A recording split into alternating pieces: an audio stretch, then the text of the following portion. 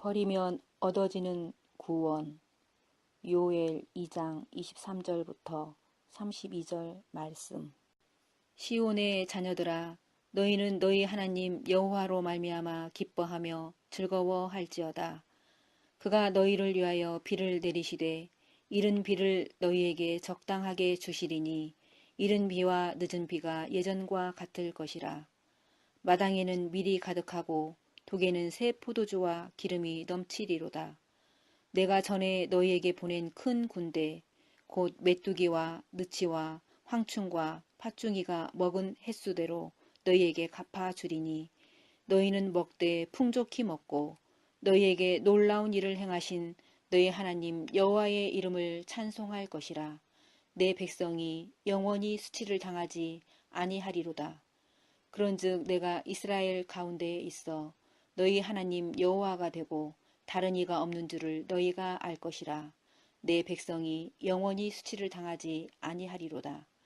그 후에 내가 내 영을 만민에게 부어주리니 너희 자녀들이 장래일을 말할 것이며 너희 늙은이는 꿈을 꾸며 너희 젊은이는 이상을 볼 것이며 그때 내가 또 내 영을 남종과 여종에게 부어줄 것이며 내가 이적을 하늘과 땅에 베풀리니 곧 피와 불과 연기 기둥이라.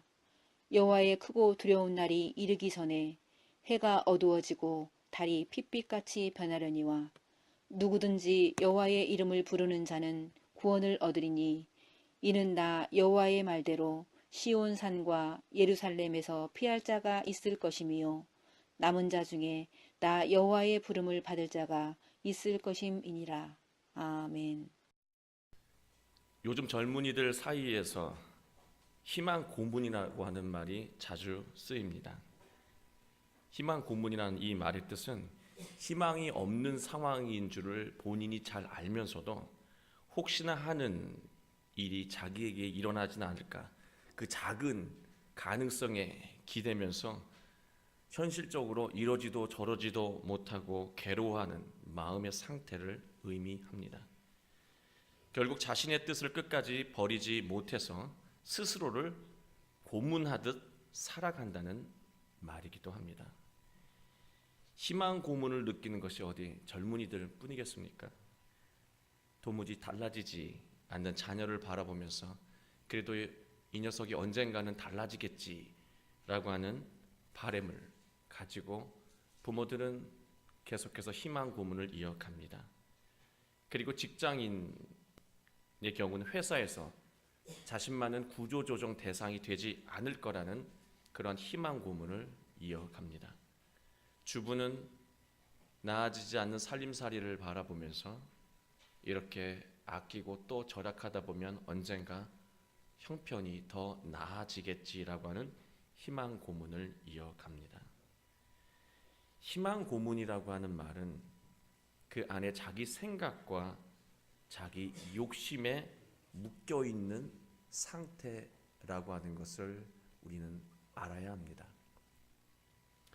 정신분석학자 이승욱의 포기하는 용기라고 하는 책이 있습니다. 이 포기하는 용기라고 하는 책 안에 이러한 단어가 있어요. 잉여급여자라고 하는 단어가 나오거든요. 이게 무슨 뜻인가 쭉 읽어보니까 사람들은 누구나 자신이 한 일보다 더 많은 급여를 받기를 원한다는 거예요. 누구나 다 그러한 욕심을 가지고 있고 언젠가는 그렇게 잉여급여자, 내가 한 일보다 더 많은 돈을 벌 수 있는 자리와 위치까지 가게 되기를 바란다는 겁니다. 이러한 우리들의 욕심과 마음을 사회는 너무나 잘 알고 있어서요. 우리 모두에게 이렇게 말합니다. 당신이 열심히 자기 개발을 하고 노력하고 또 최선을 다하고 창조적으로 살기 위해 애를 쓰면 언젠간 당신도 잉여급여자가 될 수 있다고 독려를 합니다. 이것은 이 책을 보면 모든 강의가 자기개발 이 강단에 있는 강의들이 다 그러한 내용들이라고 하는 거예요. 성공한 CEO가 너도 나처럼 성공한 CEO가 될 수 있다라고 하면서 모든 젊은이들에게 이렇게 강의를 한다라고 하는 거예요. 이 말은 거짓말은 결코 아닙니다. 그러나 현실도 아니라고 하는 거예요. 잉여급여자는 분명 소수이기 때문입니다. 열심히 일하는 모든 사람들이 다 잉여급여자가 될 수 있는 것은 아니라고 하는 거예요. 그는 이렇게 말합니다. 자본주의 사회는 이처럼 소수의 잉여급여자와 자본가를 위해서 다수의 개미들이 희생될 수밖에 없는 구조적인 모순을 안고 있다라고 말하고 있습니다. 어쩔 수가 없다라고 하는 거예요. 우리는 이러한 현실을 잘 알면서도 이런 현실에서 쉽게 벗어나지 못한다. 그리고 이런 것을 알면서도 벗어나지 못하며 괴로워하고 있다라고 합니다. 벗어나지 못하는 그 이유는 바로 욕심 때문이라고 하는 거예요. 마지막까지 그래도 나는 혹시 하는 그 희망 고문에 이 기대하는, 이 미련에 기대는 그 마음이 있기 때문에 우리는 괴로움을 스스로 안고 살아가고 있다라고 이승욱은 말하고 있습니다. 이승욱이란 저자는 이렇게 말합니다. 문제를 해결하는 가장 좋은 방법을 제안하고 있어요. 그게 뭐냐면 문제를 해결하는 가장 좋은 방법은 문제를 푸는 것이 아니라 문제 자체를 없애는 것이라는 거예요. 귀가 솔깃한 그런 표현이었습니다. 그래서 문제를 없애는 방법은 뭐냐면 행복한 삶을 위해서는 세상을 버리라고 조언하고 있습니다. 이 말은 좀 오해가 없어야 돼요. 구체적으로 이 세상을 버린다라고 하는 말의 구체적인 뜻은 세상의 욕망을 버리고 포기하라고 하는 것입니다. 세상이 자꾸 조장하는 그러한 욕망, 세상이 이렇게 사는 것이 잘 산 인생이야라고 하는 그 시선이 주는 욕망과 욕심을 버려야만이, 또 포기해야만이 내가 나답게 살 수 있다라고 하는 거예요. 진정 내가 바라는 것, 세상이 요구하는 것을 채우며 살아가는 것이 아니라 진정 내가 바라고 추구하는 것을 찾아서 발견하며 살아갈 때 참된 행복이 있다라고 하는 것이 이 책의 골자입니다. 작가가 말하는 대로 포기할 것을 잘 포기하고요, 버려야 할 것을 잘 버리면은요, 삶은 분명히 달라질 거예요. 우리가 포기하지 못해서 또 우리가 버리지 못해서 얼마나 힘든 줄 몰라요. 여러분 이사해 보셨잖아요. 이사해 보시면 뚜껑 하나 열지 않고도 몇 년째 나를 따라온, 몇 번째 이사를 따라온 물건들이 그대로 있다라고 우리 문희택 목사님께서 언젠가 설교해 주셨던 그 내용이 있습니다. 그것은 다음에 이사 가도 열리지 않을 물건들이에요. 그런데도 우린 늘 그걸 지고 힘들게 살아갑니다. 이처럼 버려야 할 것을 잘 버리고 또 포기할 것을 잘 포기하면 삶은 분명히 달라지기 마련입니다. 상당히 설득력이 있는 책이었습니다. 그런데 중요한 것은요, 버릴 것 버리고 포기할 것 포기한 다음에 내가 내 자신을 위해서 바라며 살아가야 될 것이 무엇인지에 대해서는 각자의 숙제로 맡겨놓고 있습니다. 사실 책을 읽으면서 제가 원했던 것은 버리는 것, 포기하는 것이 무엇인지 알게 되는 것도 중요하지만, 그렇다면 내 인생을 위해서 정말 내가 바라며 살아가야 될 것이 무엇인지를 이렇게 제시해 줬으면 좋겠는데, 그것은 있는 독자로 하여금 다 숙제로 맡겨 놓았다는 거예요. 저는 그게 더 궁금했는데 그것은 숙제라고 하는 것입니다. 오늘 성경 말씀의 배경은요, 오늘날 지금 우리의 이 문제 그대로 보여주고 있습니다. 시대는 혼란스러운 시대였습니다. 유대 백성들은 하나님의 진노를 맞이하고 있으면서도, 진노를 겪고 있으면서도 무엇을 버려야 할지, 무엇을 포기해야 할지 모르고 살아가고 있었습니다. 힘들고 어려운 상황, 하나님께서 분노하시고 진노하시는 상황을 겪고 있으면서도 유대 백성들은 여전히 뭘 버려야 할지, 뭘 포기해야 될지 모르는 삶을 살고 있었던 것입니다. 그 이유는 그들의 어리석은 고집 때문이었습니다. 그들의 어리석음은 하나님의 뜻을 따르지 않는 고집스러움으로 나타났고, 하나님은 그러한 고집을 부리는 유대 백성에게 심판의 날을 통해서 그의 불순종을 꺾으시겠다라고 말하고 있는 것이 요엘서입니다. 요엘 1장부터 2장 11절까지 보면 바로 그게 불순종에 대한 징계와 심판에 대한 내용입니다. 그런데요, 2장 12절부터 27절까지 말씀은요, 그랬던 하나님이 다시 뜻을 바꿀 수도 있다라고 하는 희망의 메시지, 축복의 메시지를 그들에게 전하고 있습니다. 오늘 본문 12절은 읽진 않았지만 잠시 12절을 우리가 읽어보면 이러한 내용이에요. 이제라도 금식하고 울며 애통하고 마음을 다하여 내게로 돌아오라. 지금이라도 진실한 마음으로 회개하고 하나님의 뜻으로 살아간다면 14절, 하나님께서 마음과 뜻을 돌이켜 복을 내리실 수도 있다라고 말합니다.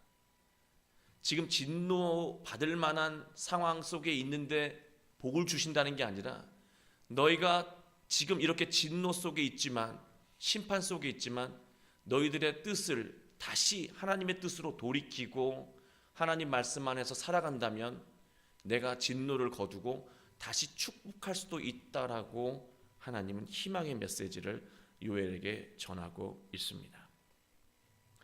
하나님께서 내리신다라고 하는 복의 정점은 우리가 오늘 읽은 이른 비와 늦은 비, 우리가 너무나 잘 아는 비유죠.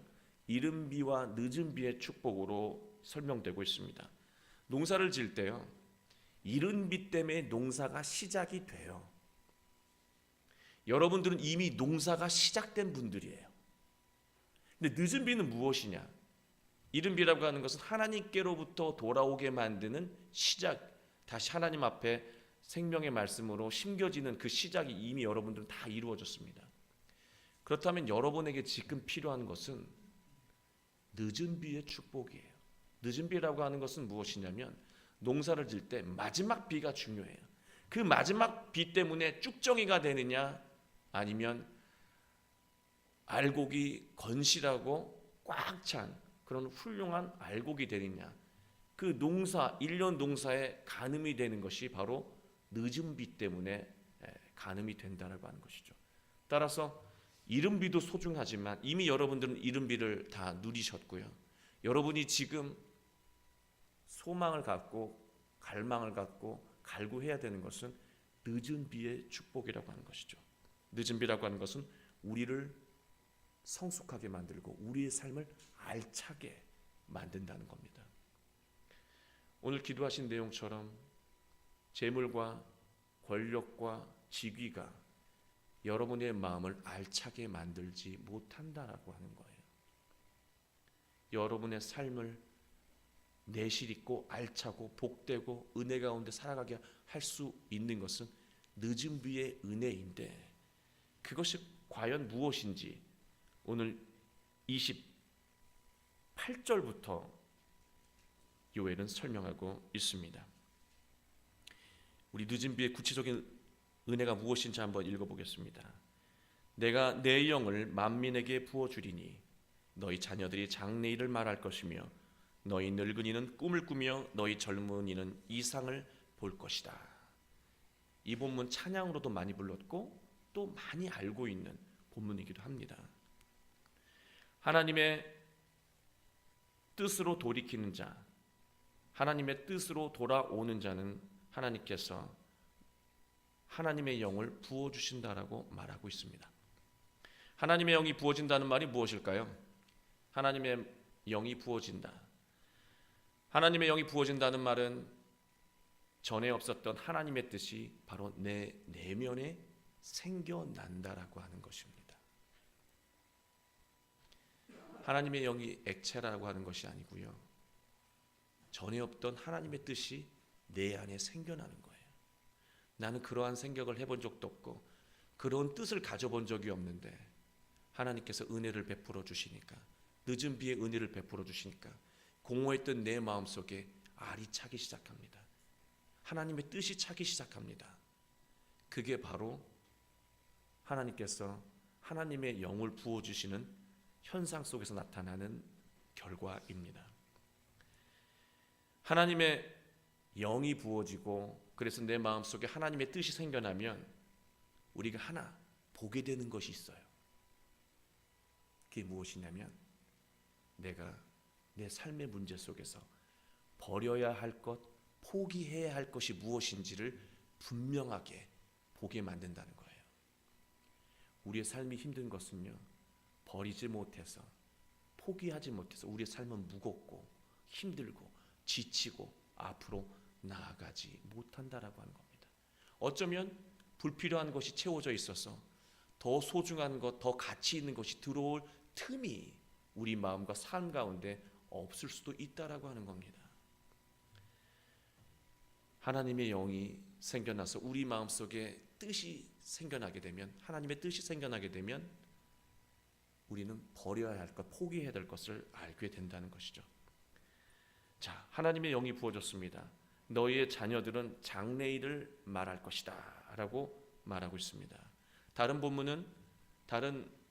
번역 본문은 예언할 것이다 라는 말로도 하고 있습니다. 어찌됐든 간에 장래일을 말한다. 우리가 살면서 두려움을 느끼는 이유는 단 하나입니다. 여러분이 두려움을 느끼는 이유는 단 하나예요. 장래일을 모르기 때문입니다. 장래일을 모르기 때문에 우리는 두려움을 느끼게 되고, 그 두려움은요, 옳은 일에 도전하지 못하고 용기 내지 못하게 만듭니다. 내가 옳은 일을 맞이하면서 그래, 이 일을 해야지, 그래, 나 결단해야지 라는 마음을 순간 가져도 두려움은 어느새 우리 안에 주인 되어서 너 그러다 죽으면 어떡해, 너 그러다 너 혼자만 손해보면 어떡해, 너 그러다 아무도 알아주지 않으면 어떡해 라는 두려움을 줍니다. 사람들이 너 그러다 미워하면 어떡해. 그 두려움 때문에 다시 포기하게 되죠. 어떤 결과가 올지를 모르기 때문에 그 두려움 때문에 소중하고 올바른 일을 포기하고 결단을 뒤로 미루게 되기도 합니다. 그러나 하나님의 영이 부어지면 장래를 보게 된다, 장래를 말하게 된다라고 했는데요. 장래를 말하게 된다. 장래에 대해서 모르는 사람들이 일반적인 사람의 어떤 능력인데 장래에 대해서 말하게 된다라고 하는 것은 장래가 그에게는, 하나님의 영이 부어진 자에게는 보장됐다는 거예요. 장래가 어떻게 될지 안다는 거예요. 하나님의 영이 부어지면 내 장래가 어떻게 될지 안다라고 하는 거예요. 장래를 안다라고 하는 것, 장래가 보장됐다라고 하는 것은 두려움이 사라지는 인생입니다. 두려움이 사라지게 되면 내가 옳은 일과 가치 있는 일과 소중한 일을 결단하고 용기 있게 나아가는데 주저함이 없게 만듭니다. 그게 바로 성령이 부어지고 하나님의 영이 부어졌을 때 자녀들에게 나타나는 현상입니다. 물론 우리의 삶 가운데 성령이 내 안에 알곡처럼 가득 차도 걱정스러운 일, 두려운 일이 실제적으로 사라지는 것은 아닙니다. 문제가 없어지고 걱정스럽고 근심스럽고 두려운 일이 실제적으로 완전히 사라지는 게 아니에요. 그러나 장래가 보장되었다. 그럼에도 장래가 보장되었다라고 그가 고백할 수 있는 이유는 무엇일까요? 그 근거가 27절에서 말하고 있습니다. 우리 함께 27절 읽어보도록 하겠습니다. 그런즉 내가 이스라엘 가운데 있어 너희 하나님 여호와가 되고 다른 이가 없는 줄을 너희가 알 것이라. 내 백성이 영원히 수치를 당하지 아니하리로다. 우리가 장래를 말하며 두려움을 버릴 수 있는 이유는요, 하나님이 우리와 함께 하시기 때문입니다. 우리가 두려움을 버릴 수 있는 이유는 전능하신 하나님이 우리와 함께 하시기 때문이에요. 하나님의 영이 부어지면 늙은이는 꿈을 꾼다라고 말하고 있습니다. 꿈은요, 자신이 꾸겠다고 꿔지는 게 꿈이 아니에요. 그런 능력 있으면 저한테 좀 주시면 고맙겠습니다. 꿈은요, 꾸어지는 거예요. 꾸겠다고 꾸는 게 아니라 꾸어지는 것이죠. 자신의 뜻대로 되지 않는 것이 꿈이라고 할 수가 있습니다. 꿈은 선지자가 하나님의 뜻을 깨닫는 방식으로 주는 형태예요. 하나님은 선지자에게 꿈을 주시고 선지자는 그 꿈을 꾸면서 하나님의 뜻을 깨닫고 해석을 합니다. 우리 잘 알고 있는 요셉이라고 하는 축복의 대표적인 인물, 그리고 다니엘이라고 하는 고난을 극복했던 축복의 인물, 그 모두는 자신의 인생 속에서 자신이 선택하지 않는 주어진 인생이었어요. 꿈이 꾸어지듯이 내가 하겠다고 한 것이 아니라 형들에 의해서 팔려갔고, 또 자신이 원한 것이 아니라 바벨론에 의해서 포로로 끌려갔습니다. 새롭게 겪을 수밖에 없는 어려움 속에서 하나님은 그들에게 꿈을 주셨고, 꿈을 해석하게 하셨고, 그 꿈을 온전히 해석하고 살아가게 하심으로 과거의 그릇된 삶의 자리에서 복된 삶의 자리로 변화시켜주는 그런 역사를 이루셨습니다. 하나님은 바로 하나님의 영을 부어주심으로 꿈을 꾸게 하시고, 지금까지 살아왔던 삶의 자리에서 벗어나 복되고 은혜로운 삶의 자리로 옮겨주신다라고 하는 것이 꿈을 꾸게 한다라고 하는 말씀입니다. 젊은이들은요, 여기 젊은이들이 많이 있습니다. 젊은이는 이상을 볼 것이다. 이상은 비전일 수도 있습니다. 이상은 언제나 현실에 가려져 있습니다. 현실이 힘들고 어려울수록 이상은 안 보여요. 더욱 비전과 이상은 어렵고 힘든 현실 앞에 가리워집니다. 31절을 잠깐 보시면 이렇게 말하고 있습니다. 여호와의 크고 두려운 날이 이르기 전에 해가 어두워지고 달이 핏빛같이 변하려니와. 이게 무슨 말입니까? 날이 진다 뭐 이런 개념이 아니고요. 해가 떴는데도 어둡다라고 하는 거예요. 여기서 이 태양이라고 하는 것, 해라고 하는 것은 이집트를 상징합니다. 태양신을 섬기는 나라가 이집트 아닙니까? 그리고 달은요, 강대국 바벨론을 상징합니다. 바벨론은 달을 숭상했습니다. 결국 태양은 이집트 강대국을 상징하고 영원한 강자죠. 그리고 신흥 강국 바벨론은 달을 상징합니다. 그런데 이 태양이 빛을 잃은다, 그리고 달이 핏빛으로 물든다라고 하는 것, 그것은 뭐냐면 지금 너희들은 이 강대국 때문에 죽겠다라고 이야기하고 있지만 이들의 이 권력과 횡포가 영원히 될 것 같지만 내가 곧 세상을 바꿀 것이라고 하나님은 말씀하고 있습니다. 현실이 아무리 힘들고 어렵다 하더라도 하나님의 영이 부어지고 하나님의 뜻이 생겨나면 지금 현실 속에 이상을 보게 된다라고 하는 거예요. 힘들고 어려운 일에 가려져 있던 이상과 그 비전이 보이기 시작한다라고 하는 거죠. 그러면 친애굽, 친바벨론 하는 그런 어리석은 삶을 살지 않게 된다는 거예요. 그러한 삶을 버리고 포기하게 된다는 거예요. 그리고 대신 바벨론의 권력과 이집트의 권력의 시녀처럼 아부하는 것이 아니라 하나님의 능력을 구하는 삶을 살아가게 된다는 것이죠. 그게 이상을 보는 젊은이들의 삶입니다. 이상을 젊은이들이 보기 시작하면요, 아무리 어려운 힘들고 어려운 현실 속에서도 결코 포기하지 않고 두려워하지 않고 낙심하지 않습니다. 왜냐? 나는 보는 게 있거든요. 나에게 보여지는 게 있거든요. 그래서 그들은 꿈을 이루게 됩니다. 하나님은 자신이 선택한 유대 백성이기 때문에 죄를 짓고 패역을 해도 마지막까지 돌아올 수 있는 기회를 열어두셨습니다. 그런데 하나님 끝까지 이렇게 기회를 주셨는데 유대가 어떻게 했을까요? 유대 백성들이 어떻게 했을까요? 이렇게 기회를 주신 하나님께 비전을 보고 꿈을 꾸며 장래를 말할 수 있는 그러한 삶의 자리로 옮겨왔을까요? 아니면 어땠을까요? 하나님이 이렇게 끝까지 기회를 주셨지만 그들은 돌아오지 않고 심판을 받았습니다.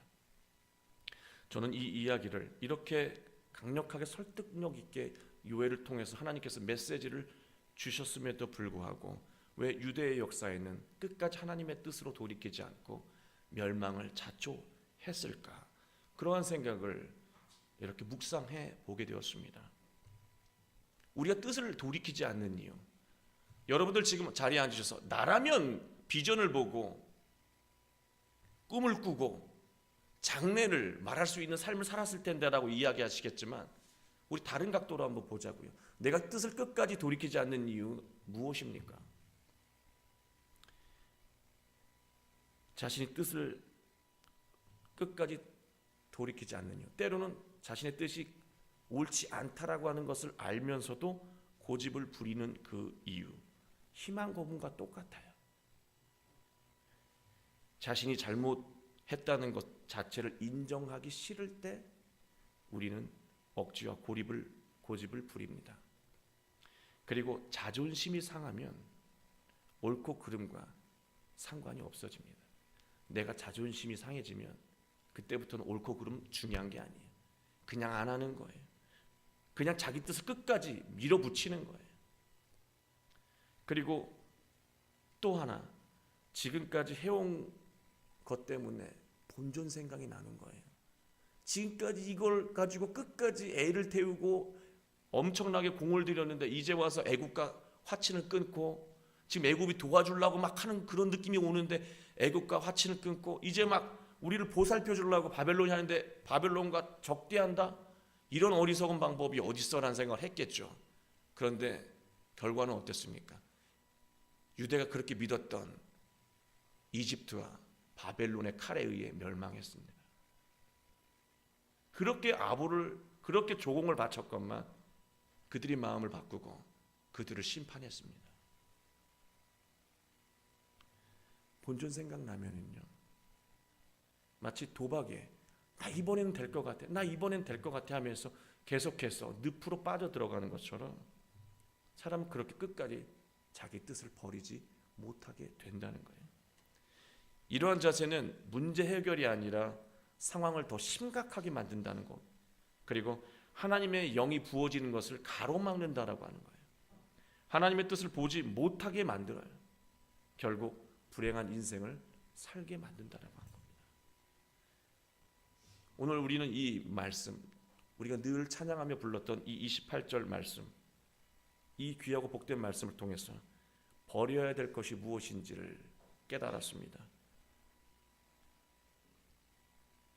장래 일을 말하는 자는 두려움을 버리게 되고, 꿈을 꾸는 자는 그릇된 지금의 삶의 자리를 버리게 되고, 그리고 하나님께서 우리에게 주신 그 어리석은 판단을 버리게 됩니다. 우리가 이렇게 버리는 것, 하나님의 뜻 안에서 다 버리고 난 다음에 우리가 채워야 될 것은 무엇일까요? 이제 버릴 거 버렸으니까 정말 채워야 될 것이 무엇일까요? 32절에서 말하고 있습니다. 여호와의 이름을 부르는 것은 여호와의 뜻을 구하며 사는 것을 말합니다. 여호와의 이름을 부른다. 여호와의 이름을 부른 자는 구원을 얻게 될 것이라고 말하고 있습니다. 하나님의 이름은 하나님의 성품을 의미합니다. 우리가 살아가야 할, 또 우리가 닮아가야 할 성품이 하나님의 이름이에요. 하나님, 하나님, 힘들어요, 하나님, 이렇게 외치라고 하는 것이 아니라 하나님의 이름을 부르라고 하는 것은 하나님 그 마음이 무엇인지를 찾고 바라고 구하라고 하는 거예요. 그 마음이 우리 안에 생겨나면 우리의 삶의 문제가 해결되어진다라고 하는 것입니다. 그 하나님의 성품이 무엇인지 13절에서 말하고 있습니다. 여러분, 13절 우리가 함께 읽지는 않았지만 함께 보도록 하겠습니다. 시작. 너희는 옷을 찢지 말고 마음을 찢고 너희 하나님 여호와께로 돌아올지어다. 그는 은혜로우시며 자비로우시며 노하기를 더디하시며 인내가 크시사 뜻을 돌이켜 재앙을 내리지 아니하시나니. 아멘. 이 말씀이 하나님의 성품입니다. 먼저 은혜로움입니다. 은혜는 바로 소중한 것을 나눌 수 있는 마음입니다. 우리는 소중한 것을 나누지 못해요. 고작 나누는 것이 없어져도 되는 정도를 나누는 것이 우리의 나눔의 모습일 수도 있다는 거죠. 소중한 것을 나누기 위해서는 욕심을 버리지 않으면 소중한 것을 나눌 수가 없습니다. 소중한 것을 그럼에도 우리가 나누는 이유는요, 큰 것을 나누는 사람들의 인터뷰와 글을 읽게 되면 제가 나눈 것은 오히려 작은 것입니다. 제가 그들에게 받은 것을 생각하면, 그들에게 받은 그 기쁨을 생각하면 제가 기부한 것, 내가 나눈 것은 너무나 초라한 것입니다. 하나님의 성품은 자비입니다. 자비는 여러분이 아는 대로 슬픔을 함께 공감하는 사랑입니다. 그냥 좋을 때만 사랑하고 힘들 때는 외면하는 것이 아니라 슬픔까지도 함께 공감하는 사랑이에요. 이 공감하는 사랑을 하기 위해서는요, 우리가 버려야 될 것이 있어요. 거짓과 위선입니다. 거짓과 위선 가지고는 공감이 되지 않습니다. 공감하는 척 가지고는 그것은 자비의 놀라운 능력이 나타나지 않는다는 거예요. 예수님께서 행하신 모든 기적은요, 바로 이 자비의 마음에서 나왔다라고 하는 거예요. 여러분이 문제가 있다라고 한다면 그 문제 앞에 내가 함께 슬퍼해야 되는 것이 무엇인지를 느끼면 여러분은 그 문제를 해결할 수 있습니다. 어떤 사람이 밉다, 그 사람을 바라보며 함께 슬퍼해야 되는 것이 무엇인지를 깨닫게 되면 그 미움이 사라집니다. 어떤 일 앞에서 문제가 있다, 그 문제 앞에서 내가 슬퍼해야 하는 거. 학생이라고 한다면 내가 이 시험지를 보면서 오늘은 찍은 거 틀렸네가 아니라 내가 이 많은 날 중에 왜 배움을 위해서 이렇게 노력하지 못했던가, 자기 자신을 바라보며 슬퍼한다면 그는 다시 일어날 수 있습니다. 자비는 바로 그러한 힘을 주고 주변을 감동시키고 변화시킵니다. 결국 모두를 행복하게 만든다는 것이죠. 하나님은 노하기를 더디하는 성품을 가지고 계십니다. 자기가 옳다고 여기는 마음이 강한 사람은 금세 분노합니다. 제가 자주 해봐서 아는데요, 자기 뜻과 다르면요 금세 화가 나요.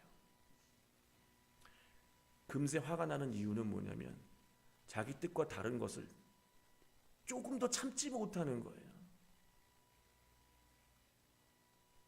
분노를 급하게 하는 것, 더디하지 못하고 분노를 급하게 하는 것은요, 자기 의가 너무나 강하기 때문에 그래요. 자기 의가 강하다라고 하는 말 참 교회적인 표현이에요. 자기만 옳다라고 하는 생각이 너무 강하기 때문에 화부터 먼저 낸다라고 하는 거예요. 그 화가 내 영혼을 불태울 것이고 스스로의 영혼을 불태울 것이고 주변도 불타게 만든다라고 하는 것입니다.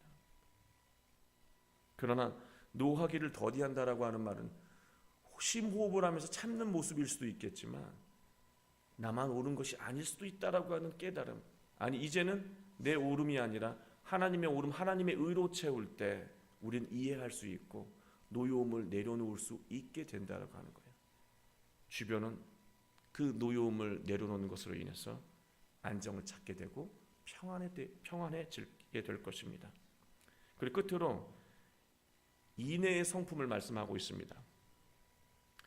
인애라고 하는 이 사랑은요, 자비와 조금 설명이 다른 사랑의 형태인데요, 어진 사랑을 말해요.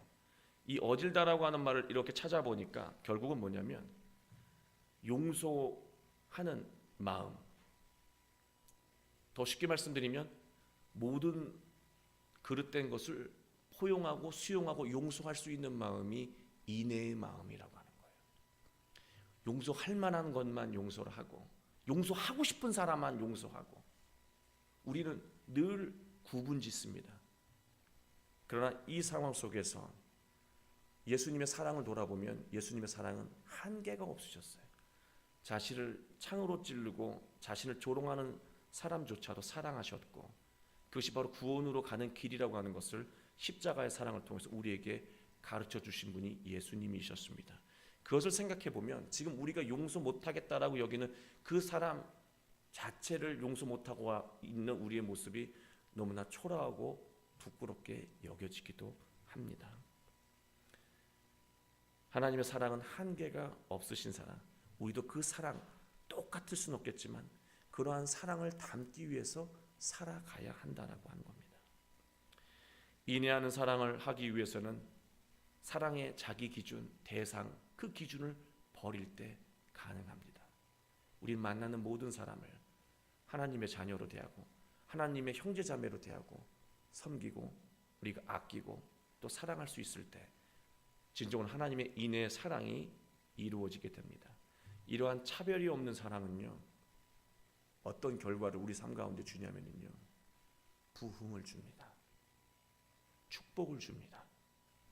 사람이 필요한 사람에게는 훌륭한 사람이 깃들게 만드는 것이고요, 능력이 필요한 사람에게는 그 능력이 그에게 공급되게 되고요, 리더십이 필요한 사람에게는 그 폭넓게 수용하는 마음 속에서 단 한 사람도 낙오시키지 않은 놀라운 생명의 리더십이 그에게 공급된다라고 하는 것입니다.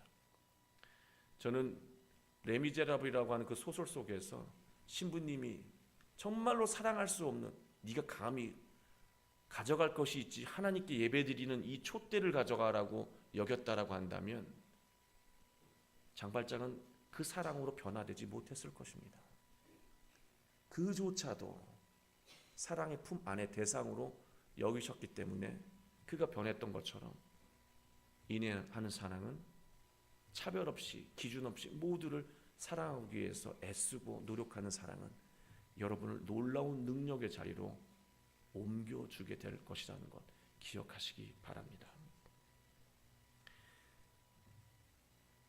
지금 힘들고 어려운 일 때문에 무엇을 어떻게 해야 될지 모르는 분들, 때론 저에게도 있을지 모르겠습니다. 너무 힘들고 어려워서 무엇을 버려야 할지조차도, 무엇을 포기해야 할지조차도 모를 수 있습니다.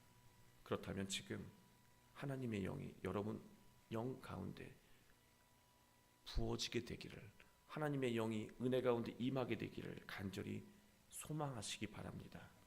그렇다면 여러분들은 그 은혜를 힘입어 여러분 삶 가운데 그토록 여러분을 무겁게 힘들게 만들었던 모든 그릇된 것을 버릴 수 있고 포기할 수 있는 용기가 여러분 안에 생겨나게 될 것입니다. 그렇게 되면 그 그릇된 것을 다 버리고 나면 그 깨끗해진 마음 안에 하나님의 놀라운 은혜와 능력과 감동이 여러분의 삶을 이끌어 가실 겁니다. 그 놀라운 삶의 축복이 여러분 모든 삶 가운데 임하게 되시기를 주님의 이름으로 축원합니다.